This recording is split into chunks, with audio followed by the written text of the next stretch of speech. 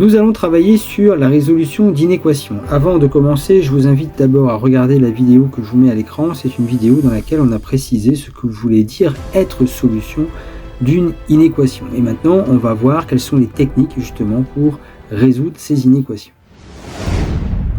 Alors tout d'abord, ce qu'on appelle résoudre une inéquation à une inconnue, eh bien, c'est trouver toutes les valeurs possibles de l'inconnu telles que l'inégalité soit vraie. Et ces valeurs seront appelées les solutions de l'inéquation. Et donc je vais vous proposer ça sur différents exemples, mais pour ce faire, on va avoir besoin des propriétés que l'on va voir tout de suite. Et ces propriétés essentielles à la résolution des inéquations du premier degré, eh bien, on les a observées dans la vidéo que je vous mets à l'écran. C'est une activité de préparation où on a vu justement la conservation du sens de l'inégalité ou l'inversion du sens de l'inégalité dans les cas que je vais vous redonner maintenant. Donc nous avons vu dans cette activité que le sens d'une inégalité est conservé lorsqu'on ajoute ou on retranche un même nombre de membres de l'inégalité, ou qu'on multiplie ou on divise par un nombre strictement positif les deux membres de l'inégalité. Et la règle importante, c'est la numéro 2, que je vais illustrer dans quelques instants, à savoir ce qu'on appelle l'inversion du sens. En fait, le sens d'une inégalité va être inversé lorsqu'on va multiplier ou diviser par un nombre strictement négatif les deux membres de l'inégalité. Et maintenant, on passe à la technique.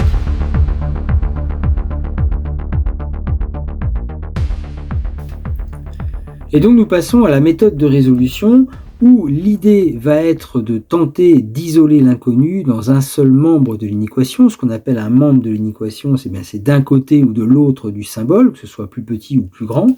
Et finalement, on va se retrouver à utiliser les mêmes techniques opératoires que lorsqu'on avait résolu les équations. Et là, pour ça, je vous mets la vidéo à l'écran, justement, où on a travaillé sur, par exemple, l'équation que vous avez à l'écran, où on avait résolu l'équation 3x plus 6 égale moins 9. Si je reviens un peu sur la méthode de résolution de ces équations, donc le plus 6, il passe de l'autre côté en prenant l'opération contraire et devient moins 6. Moins 9, moins 6, ça fait moins 15. Ensuite, le multiplicateur 3, il passe de l'autre côté en devenant diviseur, en prenant l'opération contraire, et moins 15 divisé par 3, ça fait moins 5. Donc ça, c'est des petites opérations, les petites techniques qu'on avait vues sur la résolution d'équations. Et bien, dans les inéquations, on va faire la même chose. On va faire les mêmes transformations, mais il y aura un moment où le sens de l'inégalité va changer. Alors prenons l'exemple numéro 1. Dans l'exemple numéro 1, nous devons résoudre l'inéquation 2x plus 5 inférieur ou égal à moins 1. Donc on va utiliser le même principe que si on avait le symbole égal au lieu du symbole plus petit. Donc le plus 5 qui passe de l'autre côté en prenant l'opération contraire, ça devient moins 5. Moins 1, moins 5, ça fait moins 6. Puis nous divisons par 2.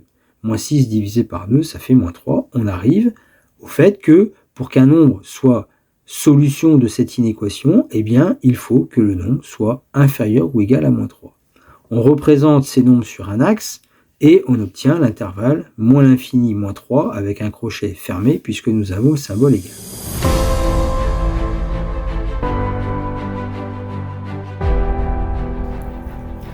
Alors dans l'exemple numéro 2 que je vous propose, eh bien c'est là qu'on va voir quand il va y avoir un changement, une inversion au niveau du sens de l'inégalité.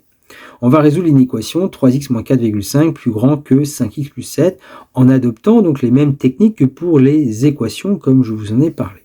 Donc le 5x il passe de l'autre côté, il devient moins 5x, le moins 4,5 il passe de l'autre côté, il devient plus 4,5, 3x moins 5x il devient moins 2x, 4,5 plus 7 ça fait 11,5 et c'est là maintenant qu'il va y avoir une inversion parce que on doit diviser par moins 2 dans les techniques opératoires sur les équations. Or en divisant par moins 2, on divise par un nombre négatif et donc le sens change. On obtient donc x plus petit que 11,5 divisé par moins 2.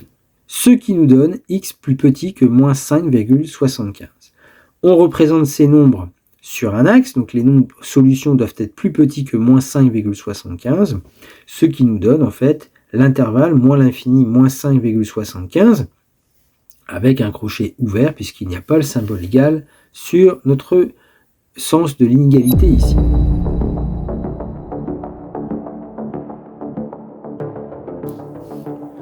Et voici un troisième exemple. On va résoudre l'inéquation 8x moins 3 supérieur ou égal à 2x plus 9. Donc le 2x, je le passe de l'autre côté. Le moins 3, je le passe de l'autre côté. Le moins 3 devient plus 3. Le 2x devient moins 2x. 8x moins 2x, ça fait 6x. 3 plus 9, ça fait 12. Puis on divise par 6. 6 est positif. Hein, il n'est pas négatif comme dans l'exemple précédent, hein, où c'était moins 2.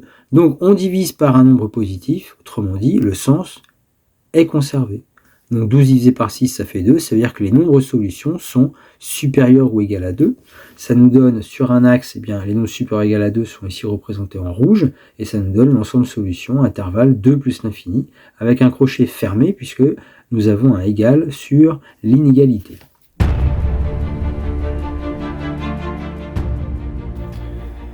Et pour terminer, je vous propose 3 inéquations à résoudre. Donc l'inéquation moins 2x plus 3 inférieur ou égal à moins 5, 4x plus 3 supérieur à moins 2 plus 8x et 3x inférieur à 4x moins 3.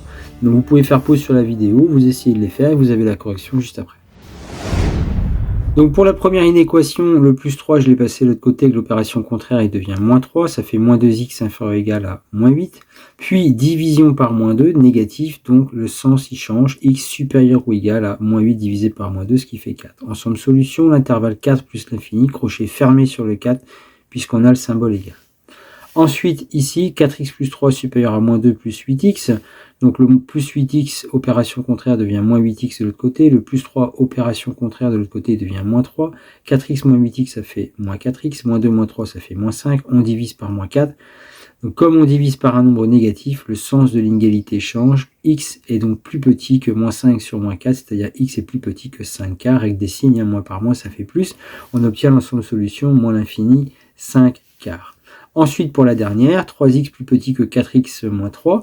Donc on passe le 4x de l'autre côté, ça fait 3 moins 4x plus petit que moins 3. Ça fait donc moins x plus petit que moins 3.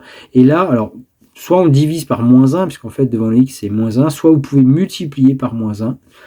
Et ça nous donne moins x fois moins 1, ça fait x. Et moins 3 fois moins 1, ça fait 3. En fait, le fait de multiplier par moins 1, ça enlève le signe moins, mais par contre, attention, moins 1 étant négatif, vous avez un changement de sens à effectuer, donc x est plus grand que 3, et donc l'ensemble de solutions, c'est l'intervalle 3 plus l'infini.